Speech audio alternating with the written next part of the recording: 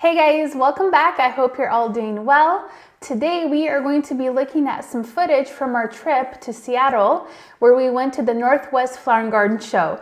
It's been a couple of weeks since we've gone, but we had so much footage to scrub through, so we're putting out this video right now. We weren't able to really talk too much while we were there when we were recording because we had to wear masks, so things were kind of muffled. So I figured we would watch this video together and I would talk to you through some of the displays and some of the things that we saw. So yeah, let's just jump right in. So right off the bat, when we arrive, it's just always so exciting. That convention center right there in the middle of Seattle is just so beautiful. It's fun because it's in the city, but there's lots of greenery around it. Then you just kind of check in. But right when we walk in, we start seeing the displays, and that's just like my favorite part. Every display does have a different theme. Which we will put up a banner of the name of each one, so you can kind of see that as we go along, and you can check these out online. I'll put a link down below, and if you want to learn more about each display and the people who created it, you can. But this one was really fun just because I admired all of the beautiful annuals and the bulbs that they have. I think that's one of the things that I do kind of wrong when I'm planting a new garden. I kind of forget to leave space for annuals and bulbs, this was just like a really good reminder. Look at those cute ranunculuses there too. But that's something important to do, right? When you're planting up a new space, always leave a little bit of room so you can tuck in these beautiful annuals, bulbs in the fall and winter time, and then you just get this show of color in the springtime, which I think is so fun because that's really what kicks off the season. So yeah, I love the use of the primroses here. That rock there that kind of acts as a fountain, I love that. Like, my nephews actually got me something not similar to this, but it's like a little water feature that doesn't have a pump. So I'm excited to kind of tuck that away in the garden somewhere this year. But beautiful witch hazels, so many beautiful heucheras. I think that was one of like the theme flowers for this year was the heucheras. There was some beautiful magnolia trees too, which I am a sucker for magnolias. They're probably one of my favorite, if not my favorite tree. So anyways, this garden was also really, really beautiful. This kind of reminds me of the Northwest, which is where we live here in Oregon. And it's just got that Pacific Northwest vibe. That water feature is just so detailed. They also had some really beautiful bonsais. Like, this one was insane to me because there was holes going right through the trunk. And I'm like, how is this thing even living? But I loved the use of the rocks here. I just think it's one of those things that you can, like, it's an architecture piece. It's part of the garden, but it's also an architecture piece. And it is hard, but it also feels soft because it's got these beautiful flowers and shrubs surrounding it.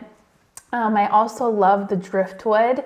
There's quite a few gardens that use driftwood as like a piece in the garden, which I think is so cool. Like, if I was able to get one of the driftwood pieces that we often see in the beach and bring it here, I would totally do that. Also, a lot of cyclamens, as you saw there on the lower right or left-hand side, the red flower, those are really fun. Especially in the winter time. This bonsai, I think, was like 69, let's see, 1953. Yeah, about 69 years old.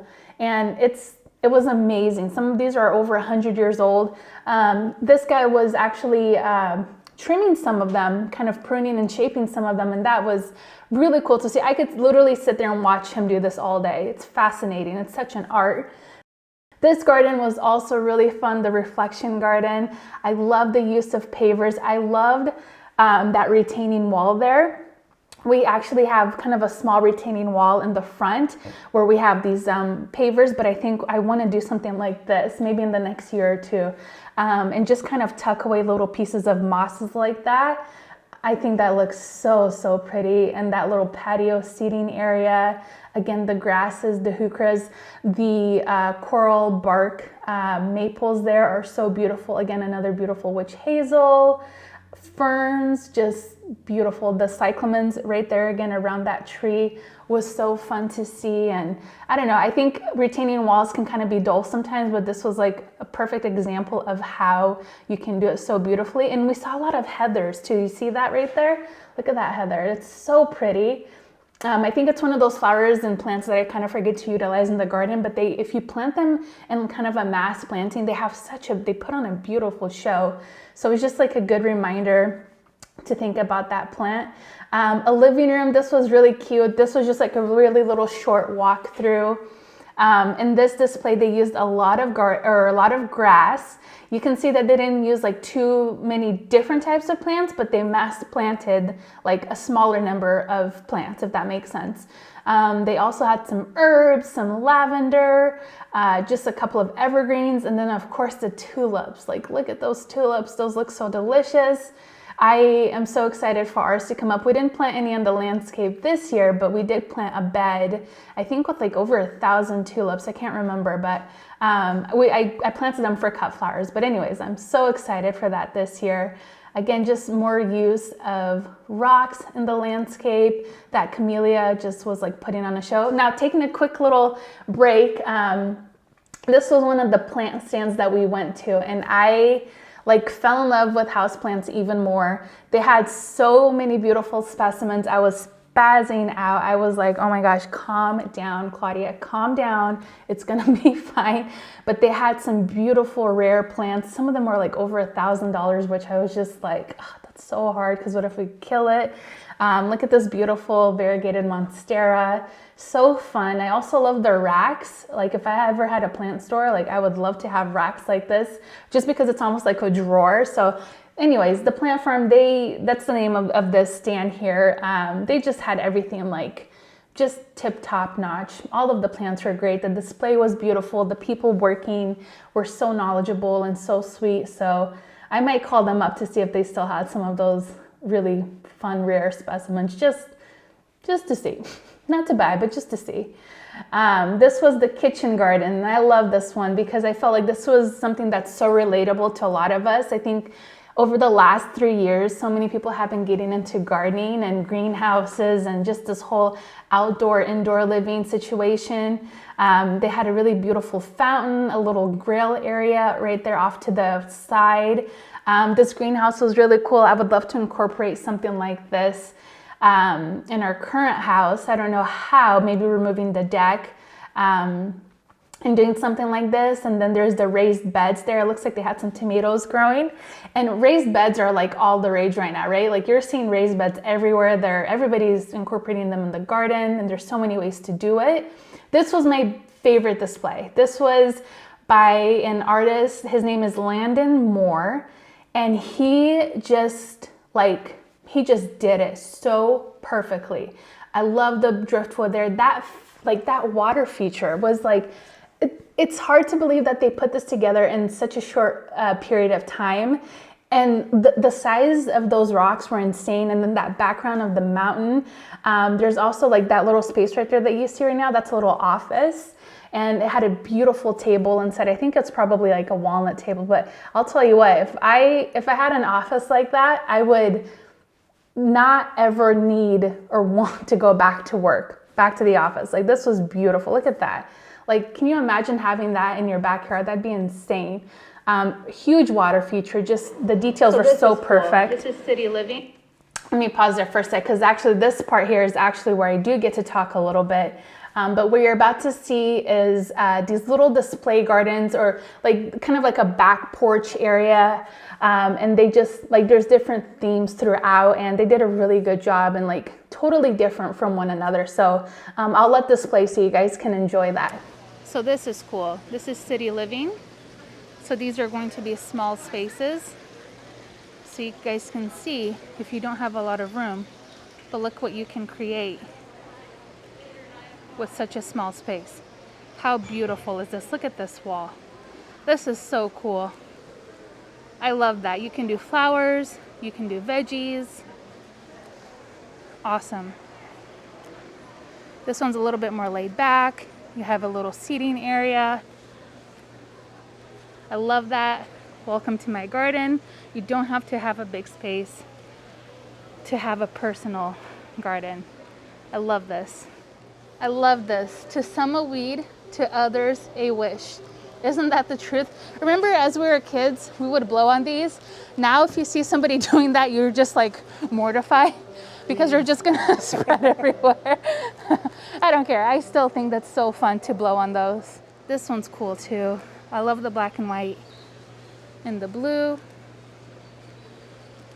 Again, lots of containers with some beautiful flowers. And look at this. This is cool. You can grow some herbs in here. That'd be really beautiful. This one's got a lot going on, but I love it. Very intimate, but a lot of details in this one.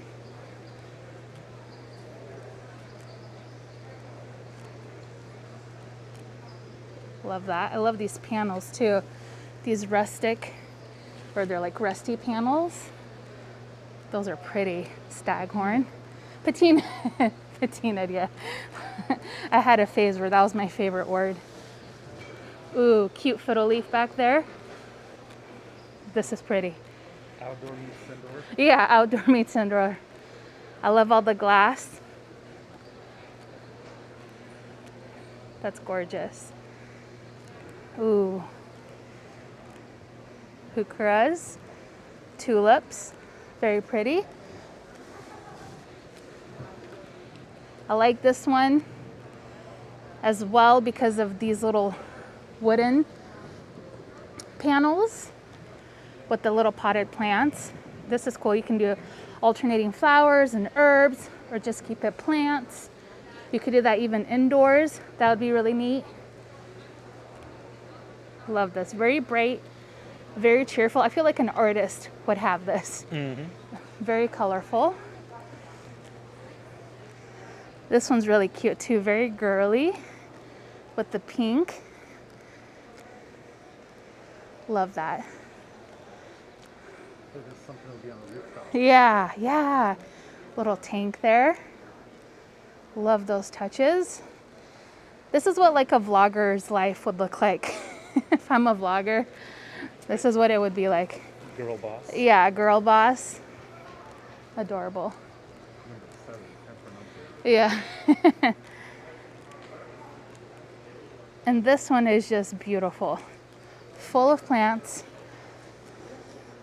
This will feel very cozy.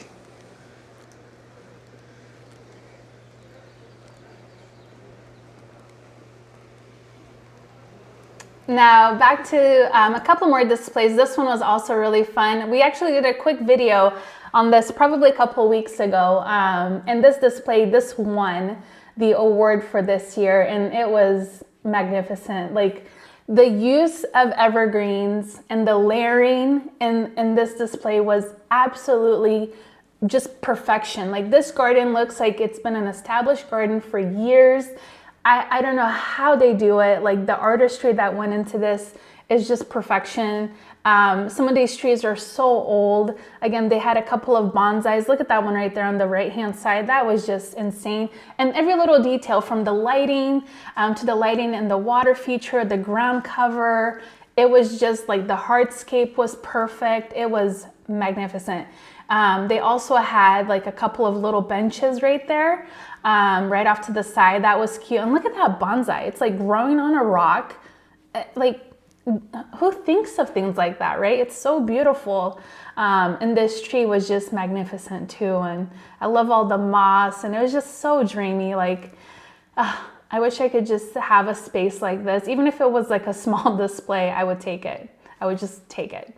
This one was also very pretty. Live Like It's Spring. They kind of had like a border around this whole seating area, kind of repeating the same plants on every side. But again, lots of use of bulbs, some tulips, daffodils. They had some really pretty red twig dogwoods, which again was just kind of like a fun reminder that those are amazing, amazing plants to have in your garden. We have so many and I love them. They're so easy. They're just like you plant it and you forget it until you have to prune them. They're easy. They do well in like very wet soil, and they just put on a winter show. Love them. This was also another favorite display of mine because it just reminded me of like the English countryside. It was so pretty. It was just like very cottagey. They paid so much attention to the details. If you look at the pavers, they like purposely have little cracks in soil, like in between the pavers, which is like like the level of detail, again, just so good. They had these arches, which immediately you just want to walk right through. I think anytime you see an arch, you immediately want to walk right through it. And they had some old furniture that they were utilizing and planting in. There's also this really gorgeous orchid growing there on that wall. I don't know the name of that orchid, but it was beautiful. It was so subtle, but it caught your eye. Like it caught my eye right away. Again, just some like beautiful plants, the little bench, the bricks, everything was perfect. Do you see the moss in between everything? They really thought this space out really well. Beautiful orange tree. Again, look at those little primroses. There's also some sedum there, which was really cute. They even had like some little strawberry plants tucked away in some areas, but again, the little picnic area was so nice. I think if I had a space like this in my garden where I can set up a picnic, I would probably have all of my meals in this space because it just seems so magical and it'd be so fun. And it's like a good reminder. You have a picnic in your own backyard. You don't have to go to a park. Make a beautiful garden so you can enjoy it. Not just to actually garden and look at, but sit in it, be in your garden. That's always fun to do. This was a cool display. This was the tribute display, and it was like in the very center, and every corner was a different theme. And I think these guys were just trying to pay homage to everything that's been happening the last couple of years. They were just kind of shouting out the teachers, the parents staying home, kids getting into gardening, our first responders. This display here with the espalier trees were so pretty. I love that. It seems like any kid would love to be in that garden right there. So colorful. Now this was the display with the Hartley. Let me pause this for a sec, just because it's so beautiful. We actually met with the reps from Hartley, and they were so nice. We've been in the Hartley before, not one like this. We're like in a modern one, and I really love that. But when I saw this one, I was like, oh, okay, I get like the big fuss around this one, this style of greenhouse. But yeah, they were so nice, and I think they were selling this one, right, Sergey? They were selling this one at a discount. So this one was going for, I believe it was like $87,000, which is a lot, but it is an investment into your house. But this is not our forever home, so there was no way we would invest in something like this for this specific house. But nonetheless, it was beautiful. And let's go ahead and continue. I think it's cool that they used some not tropical plants, but the orchid. This is from the Northwest Orchid Society. And let me tell you what, these are not like the orchids you see in a grocery store or at a nursery. These were just absolutely stunning, stunning flowers. Ones I've never even seen before. Some of the shapes of these are just like out of this world. They don't even look real. But typically you see more of a cottage garden around greenhouses. So it was cool to see something kind of more like tropical, to see like how that would look. If you're not really a cottage garden person. So lots of different uses for greenhouses, obviously. But yeah, I was in love with all of those flowers. And then going in, I was going back and forth inside, just taking it all in. I think I could just see myself reading in here, writing, journaling, editing videos, hanging out, eating breakfast or lunch, dinner, whatever. I think greenhouses are evolving to have so much more uses than just having plants or storing plants or growing plants. And so this was just, like a second home, exactly. I think if I had this greenhouse, I probably would spend like most of my time in here and not inside my actual house. Like that's how magical it felt inside. Really well built. You can tell like the quality of these greenhouses are just like on point. But again, just more beautiful orchids. Some of these are just so insane. I typically like muted colors, but you can tell they have like a lot of really bright reds and oranges, which is always fun. Orange is my favorite color, and so it was fun to see that. Now we move to the flower dresses. So these are from Flores de Ville, I believe. I don't know too much about the organization, but I do know they make beautiful displays. You can actually go to the Northwest Flower and Garden Show like Instagram page, and you can see some really beautiful photographs, because I think when we shot this, it was a little bit later in the day, so it wasn't as bright. But let me tell you what, the use of flowers and the creativity of these are so amazing. They're all flowers. Look at that, with the anemones there at the bottom, the roses. The headpiece on this one was so cool. It was made out of orchids. Look at that. Oh, an amaranth. It looks like there's some amaranth coming down. It just looks like hair. So stunning. This one was really cool too, because it looked like this display, like it had pants. And then with the pampas grass there, the cresspedia, the little yellow balls, those are so cool. I appreciate like the thought and the care that goes into building something like this. And it probably takes a lot of planning.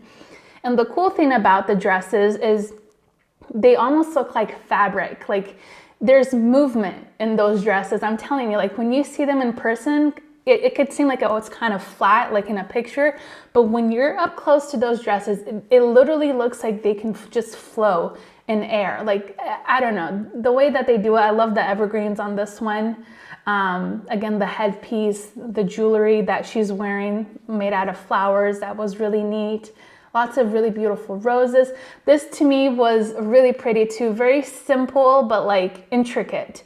I think this is the perfect bridal palette right here, with that like creamy color, with the baby's breath, that pampas grass, just so much movement. This one was also very cool, very fitting. Then we moved to this display. This is Christensens Nursery.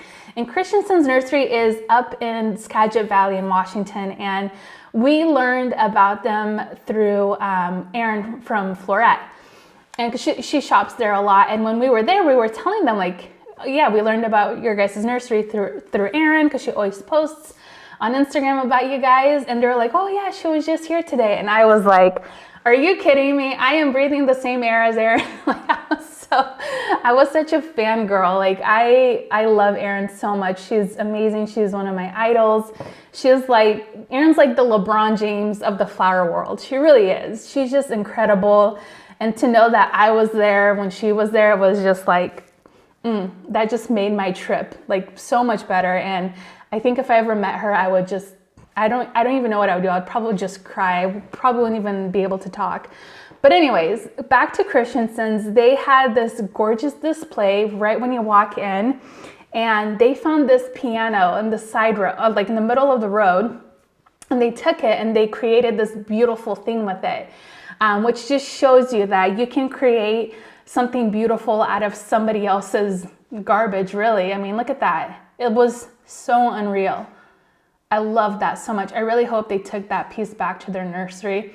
I will say Christensen's had some of the most beautiful plants I have ever seen. Like, I feel like they hand select every single tree that they have, because every tree we saw was perfect. Like, we are so picky when it comes to picking out fruit trees or evergreens, but everything like had beautiful branching. Their flowers were just in tip-top shape. The actual nursery, if you get the chance to go up there, I totally recommend you doing it. It's worth the drive. We will be back for sure. But anyways, it was beautiful. This one was also from Birkeland's Gardens. We met the owner, and he was just the sweetest soul. I can't wait to connect with him again. We actually might be going up to see his private collection of evergreens, and there's just like some beautiful bonsais here. And I believe he has a YouTube channel too, and I think we're going to maybe do a collaboration together on a video, but we would just love to see more of his space. So gorgeous. Oh, and then we got to hang out with Laura from Garden Answer. Not really, they weren't there, but we did stop by the Espoma booth, which is always really fun. We talked to one of the reps, Carla. She is amazing. She's so fun. She's so knowledgeable of all of their products. One of the things I am really looking forward to using this year, hopefully I can get my hands on it, is going to be that land and sea compost. I've been hearing a lot of really great things about it, so I'm excited to try that in the garden. And you guys know I love Biotone. Like, that is my magic powder. I love that stuff. I am an Espoma girl. I love all of their products. So it was always fun talking to them when they're at these shows. And then we saw this really like cool little alley of like antique stores. I was joking with Sergey. I said, when we have a baby, that's what our baby's gonna look like. Just pudgy cheeks, probably blonde hair like you have. So that was just kind of funny to see. But I love antiquing. I haven't been in so long. It's just like a part of me that I kind of got away from just because I got so busy, but this kind of totally sparked an interest again. The spare room vintage market was beautiful. I met the owner, Nicole, and she has just the most beautiful display. Like, this is my jam right here. Like, it's antique-y, but kind of new. Just like so many fun colors. This kind of reminds me of like the Magnolia Market, but so fun. We bought some plaques. There's actually some plaques on the floor that we bought to hang in our potting shed this summer. So I'm excited to renovate that so I can hang those plaques that you just saw right there. But anyway, she had some cool pieces. We got some plates, some little golden spoons I'm really excited about to use in our new kitchen, which eventually will get done. I don't know. But we are going to be seeing her at another show actually coming up in April. I think they're going to be there, and it's going to be like an antique road show. So I'm excited to go to that. Again, I haven't been antiquing in so long, and it's something I used to do a lot with my sister-in-law. And then Andy's Orchid. This was a really cool little shop too, because he has like incredible specimens of orchids. Like, if you're a collector, you should definitely reach out to them and look at some of their inventory, because they have like the coolest specimens of plants. I think that's it.